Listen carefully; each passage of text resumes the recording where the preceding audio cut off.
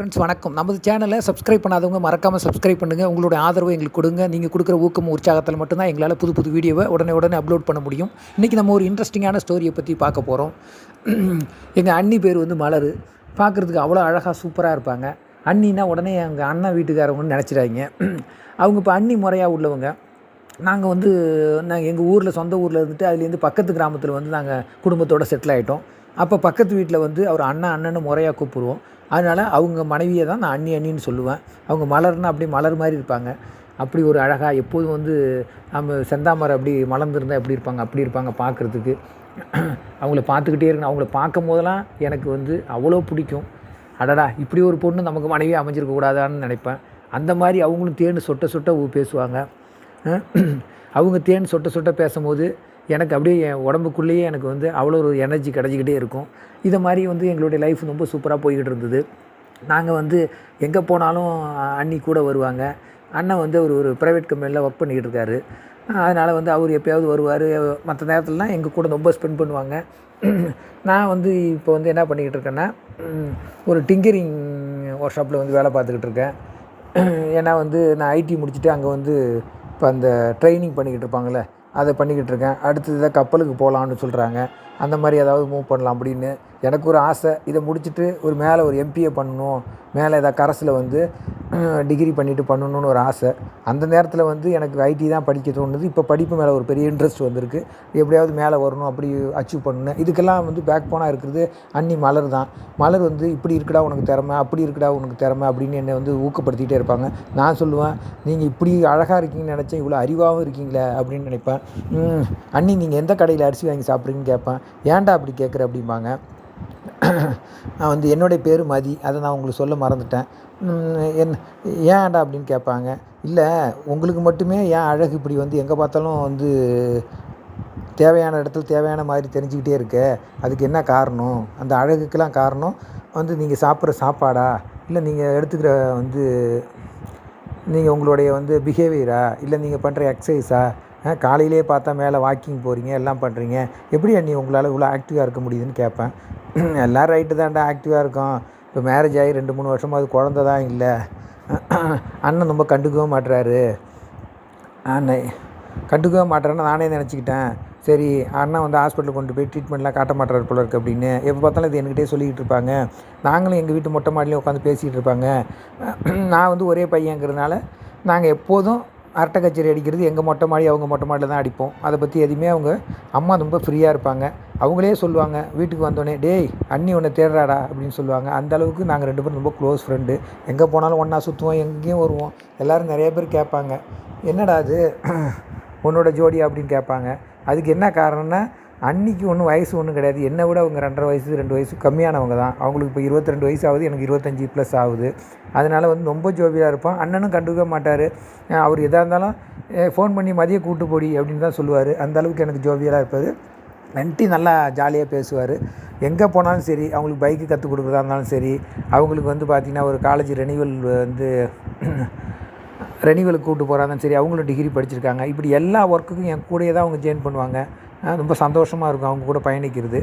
இப்படியே போய்கிட்டு இருந்து எங்களுக்குள்ளே உள்ள நட்பு வந்து நாளுக்கு நாள் ரொம்ப அதிகமாக போய்கிட்டே இருந்தது. ஆனால் அடிக்கடி அவங்க ஒரு வார்த்தையை மட்டும் என்கிட்ட மென்ஷன் பண்ணிக்கிட்டே இருப்பாங்க. இந்த மாதிரி, என்னடா அண்ணன் கவனிக்கவே மாட்டுறாரு, அவருக்கு கண்டுக்கவே மாட்டுறாரு, அவர் ரொம்ப பாசமாக இருக்க மாட்டுறாரு, பாசமாக இருந்தால் தான்டா வந்து எனக்கும் குழந்தைய கொஞ்சம் ஆசையாக இருக்காது அப்படின்னு சொல்லிக்கிட்டே இருப்பாங்க மலர். அப்புறம் நான் சொல்லிக்கிட்டு இருந்தேன், நீங்கள் ஒரி பண்ணாதீங்க, கண்டிப்பாக அண்ணன்ட்ட நான் சொல்கிறேன் அப்படின்னு. நானும் அண்ணன்ட்ட சொன்னேன். அதெல்லாம் நடக்கும்போது நடக்கும்டா, அதுக்காக நம்ம என்னடா பண்ண முடியும் அப்படின்னு சொல்லுவார். எனக்கு ரொம்ப சங்கடமாக இருக்கும். அப்புறம் அப்படியே பேசிக்கிட்டு இருந்தோம். ஒரு நாள் பீச்சில் உட்காந்தான் அம்மா அண்ணி எல்லாம் பேசிக்கிட்டு இருந்தோம். அப்போ வந்து மதி நீ தாண்டா எனக்கு ஹெல்ப் பண்ணணும் அப்படின்னு எங்கள் அம்மா வச்சுக்கிட்டே சொன்னாங்க. என்ன அண்ணி அப்படின்னு கேட்டேன். ஆமாண்டா அண்ணின்னு சொல்லாத, இந்த மலர்னே கூப்பிடலாம் அப்படின்னு. அப்புறம் அம்மா கூட சொன்னாங்க, ஏன்டா அதான் உன்கிட்ட ஃப்ரெண்டாக பழகிட்டாங்க, அப்புறம் போயிட்டாங்க, அப்புறம் ஏன்டா அண்ணின்னு பிரித்து பார்க்குற, அதுக்கு மலர்னே கூப்பிடலாமே அப்படின்னு. சரின்னு நான் அப்புறம் அதுலேருந்து மலர்னே கூப்பிட ஆரம்பித்தேன். ஏன்டா மலர் தான் ரொம்ப புரியாத பண்ணி கேட்குதுல, அது சொல்கிற வந்து உதவியை கண்டிப்பாக செய்யண்டா, அதுக்கு ஒரு மனசு சந்தோஷமாக இருக்கும்ல. உன்னை தவிர அதுக்கு யாருக்கு வந்து ஃப்ரெண்டாக இருக்குது, யார் கூட நெருக்கமாக இருக்குது. உனக்கு அவர் காலையிலே வேலைக்கு போயிடுறாரு, 7 மணிக்கு, நைட்டு 9 மணிக்கு வராரு. அதுக்கு தெரிஞ்ச ஒரே ஆள் பேச்சு துணை போக்குவரத்து நான், அடுத்தது நீ அதானே அப்படின்னு சொல்லுவாங்க. சரி அம்மா சொன்னால் அம்மா மேலே நான் ரொம்ப பிரியமாக இருப்பேன். அம்மா சொல்கிற வார்த்தையை நான் ரொம்ப கட்டுப்படுவேன். அதனால் சரி இரு மலர், நீ ஒன்றும் கவலைப்படாத, நாளைக்கு எனக்கு இன்றைக்கி ஒர்க் ஷாப் ஒர்க்கு நிறையா இருக்குது, நாளைக்கு நைட்டு ஃப்ரீயாக இருக்கும்போது நான் பேசிக்குவோம் அப்படின்னு சொன்னேன். சரி தானே எப்போ பார்த்தாலும் ஃபோன் அடிச்சுட்டே இருக்கும் மலர். நானும் பேசிக்கிட்டு இருப்பேன். சாப்பிட்டியடாங்கும், காஃபி சாப்பிட்டியடாங்கும். நான் நினச்சிப்பேன் இது மாதிரி யாருமே கேட்க முடியாது. நானும் அடிச்சு கேட்டுக்கிட்டே இருப்பேன், என்ன சாப்பிட்டேன் என்ன போனேன் அப்படின்னு. அது ஆச்சரியப்படும். கோடி ரூபா சம்பாரித்து போட்டாலும் இந்த மாதிரி அரவணைப்பாக, இந்த போட்டிருக்க புடவை நல்லாயிருக்கு, போட்டிருக்க ட்ரெஸ்ஸு நல்லா இருக்குது, நீ போட்டிருக்க வளையல் நல்லாயிருக்கு, நீ கட்டிருக்க வாட்சி நல்லா இருக்குது, என்ன சாப்பிட்டியா சாப்பிடலையான்னு இப்படி கேட்குறதே பெரிய ஆறுதல்ப்பா அப்படின்னு சொல்லுவாங்க. நாங்கள் 2 பேரும் இப்படி ரொம்ப டீப்பாக பேசிப்போம். அதேமாதிரி அன்றைக்கி நைட் நான் வந்து மிட் நைட் வந்துட்டேன். நைட் 1 மணிக்கு மெசேஜ் போட்டுது மலர், என்ன சாப்பிட்டியாடா படுத்துட்டியா அப்படின்னு. நானும் 2 பேரும் சாட் பண்ணிக்கிட்டே இருந்தோம். அப்புறம் அடுத்த நாள் வந்து முன்னாடியே வந்துட்டோம். அப்புறம் உட்காந்து மொட்டை மாடியில் பேசிக்கிட்டு இருந்தோம். பேசிக்கிட்டு இருக்கும்போது நான் அன்றைக்கி அப்பாவை வச்சுக்கிட்டு உன்கிட்ட சொன்னேன், நீ தாண்டா எனக்கு ஹெல்ப் பண்ணும் அப்படின்னு. நீ வந்து கொஞ்சம் சப்போர்ட் பண்ணுடா, அண்ணன் தான் கண்டுக்க மாட்டுறாரு, நீனாச்சும் கண்டுக்க அப்படின்னு. அப்புறம் நான் அறிவுரை சொன்னேன், நான் கண்டிப்பாக அண்ணன்ட்ட சொல்லி உனக்கு ட்ரீட்மெண்ட்டுக்கு கண்டிப்பாக இதுக்கு ட்ரை பண்ணுறேன், அதனால் நீ ஒன்றும் ஒரி பண்ணாத. இந்த ஒரு டைம் வந்து அண்ணனுக்கு வந்து சான்ஸ் கொடு. அண்ணன் வந்து ஒர்க் லோடில் வந்து ஒன்றும் ஹாஸ்பிட்டல்லாம் அழைச்சிட்டு போக மாட்டார், வேறு ஒன்றும் கிடையாது அப்படின்னு சொன்னேன். அப்படியே கம்முன்னு அமைதியாக இருந்துருச்சு. அப்புறம் உட்காந்தாங்க ஃப்ரீயாக பேசிட்டு ரொம்ப ஜாலியாக பேசிக்கிட்டே இருந்தோம். அப்புறம் அண்ணன்ட்ட நான் போய் கலந்தேன். சரி வந்து இப்படின்ட்டு, சரிடா நீ இவ்வளோ தூரம் சொல்கிற, நான் வந்து இன்னும் 2 நாளில் அழைச்சிட்டு போகண்டா அப்படின்னு பேசிக்கிட்டு இருந்தாங்க. அப்புறம் பார்த்தீங்கன்னா கம்பெனியில் இருக்கும்போது மேலேருந்து கீழே விழுந்துட்டார். விழுந்தோடனே உடம்பு முடியாமல் போயிட்டு, அப்புறம் கூடயே நின்று நாங்கள் எல்லா வேலையும் பார்த்தோம். அவர் வந்து இன்னும் வந்து ஒரு 2-3 மாதத்துக்கு வந்து எந்த சந்தோஷமும் எதுவும் பண்ண முடியாது அப்படின்னு, அவரால் நடக்கவும் முடியல. அவர் பெட் ரெஸ்ட்லேயே இருக்க ஆரம்பிச்சிட்டாரு. ரொம்ப நொந்து போயிட்டாங்க. அப்புறம் டாக்டர்லாம் என்ன சொல்லிட்டாங்கன்னா, இப்போ குழந்தைய பற்றி யோசிக்க வேணாம், இன்னும் 1 வருஷம் வந்து அவர் எதுவும் இது பண்ண முடியாது அப்படின்னு சொல்லிக்கிட்டு இருந்தாங்க. அப்புறம் இருக்குது என்ன பண்ணுறதுன்னு தெரியாமல் இருந்தாங்க.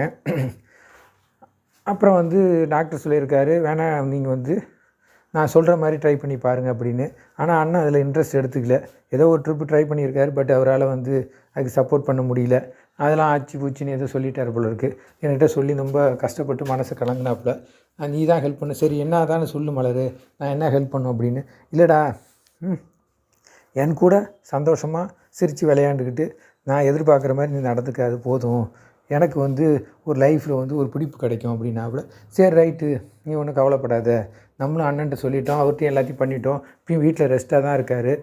அவருக்கு 2 மாதம் லீவு கொடுத்து சம்பளமும் கொடுத்தாங்க. இந்த நேரத்தில் கூட உன் விஷயத்தில் அவர் ரிஸ்க் எடுக்க மாட்டாரா, நான் என்ன பண்ண முடியும்?